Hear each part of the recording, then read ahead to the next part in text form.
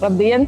Mani sauc Baiba Lucova Makalistere. Es esmu dzimusi un augusi Dobelē, un par savas ģimenes mājvietu mēs esam izraudzījušies Dobeli, kur dzīvot, strādāt un audzināt savus bērnus.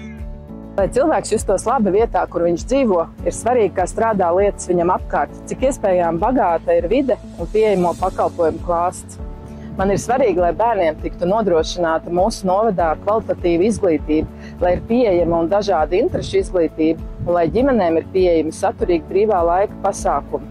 Kopš 2022. gada es strādāju Dobeles novada sociālā dienestā par vadītāju un redzu, cik šis darbs ir svarīgs sabiedrībai.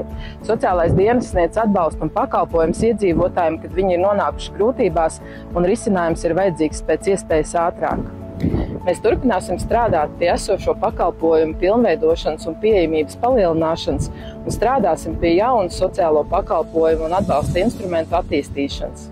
Mēs strādāsim pie tā, lai sociālā darba speciālisti justos atbalstīti un novērtēti savā nereti emocionāli smagajā darbā. Tava balss, mūsu rīcība Dobeles novadam!